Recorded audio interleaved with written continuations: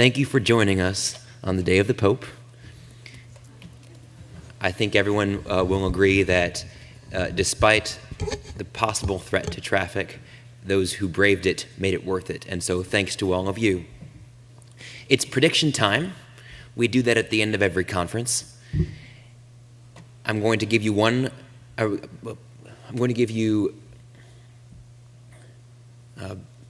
prediction in each area, each of our three: government management, markets and economy, law and regulation.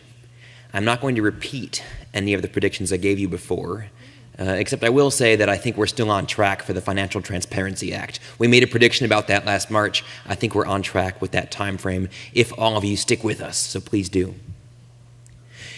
In law and regulation, I predict that by the end of the year, we'll have a proposal in Congress to move the House and Senate together to a consistent data structure for all laws, all bills, all amendments, and we'll be on the path to automatic redlining. In markets and economy, I predict that within 3 years, all utilities across this country will be reporting to state and federal regulators using open data. And in government management, I predict that within 3 years, we'll have a TurboTax for grant reporting. I'd like to now turn the floor over to our ally, Ann Eberts, and then finally, Mike Starr will close it all out. Help me out welcome Ann. I'm sitting.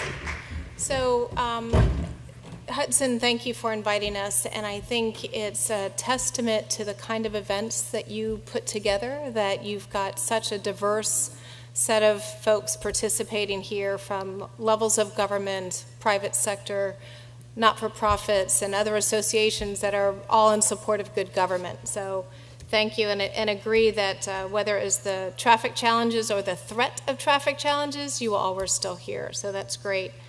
So I think as a taxpayer, so I'm going to take off my AGA hat and put on my taxpayer hat, it was incredibly refreshing to hear about the sharing across agencies, not only about the technology they're using, but the fact that they're sharing data, and they're trying to figure out how to discover information that's hidden in the mass amount of data that we all have in our agencies. So all I can hope is that sharing and that collaboration continues. I think we're directionally moving forward, which is a good thing with the Data Act. And I believe that the more data that can be made available to inform decision making, I think the better off we'll all be, again, as taxpayers and as citizens. And I don't think we know yet really the power that this act can have, because I think as we get access to more data, we're going to want more data. And the fact that, just the discussions we had with Health and Human Services, SEC, Treasury, GSA, it's incredible what these independent and organizations are doing with their data, with some technologies they already have, and with new technologies that many of you are offering up to be used in new ways. So I, for one, am pretty excited about the future, and I'm going to take notes on your predictions and see how well they hang forward. But thank you for including all of us in the day.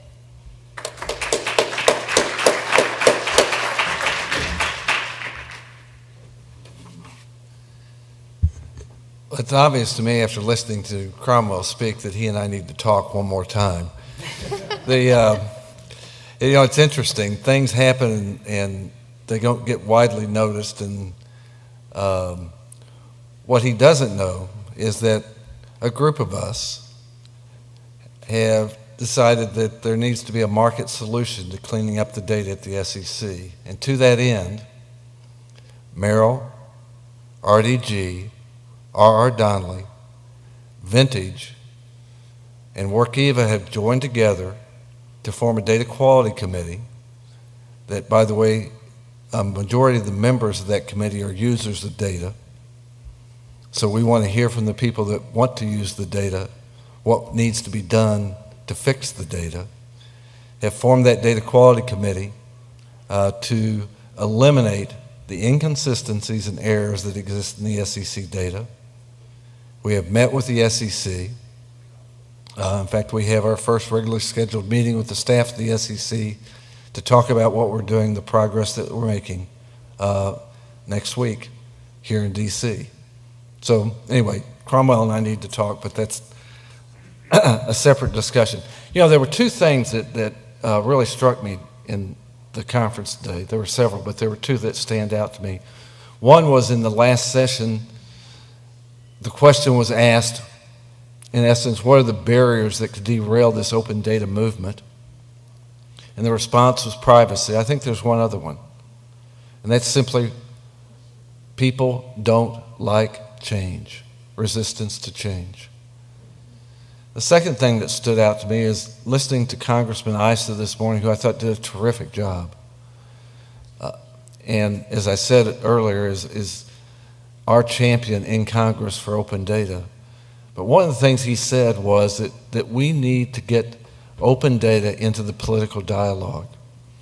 And when I take those two thoughts and put them together, the conclusion that I come to is that we need a research function that produces thought leadership pieces, that provides examples that people can relate to, examples that are understandable, examples that impact everyday life, and make clear the benefits of open data. And by making clear the benefits of open data, provide the impetus for a populist movement that demands open data. So I thank you for staying the course. I hope you get behind our movement. And I want to thank Hudson and his team on behalf of the directors, Hudson and Sarah Joy and Justin and Nick and Jessica. Hudson thinks I don't know the names, so he's whispering them.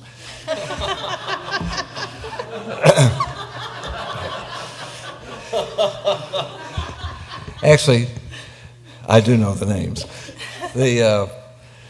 A great group, by the way. They do a terrific job. I mean, this is a terrific venue. It was a terrific program. And thanks to all of you, all five of you, for the job that you do. And I hope to see you at the next conference. Thank you.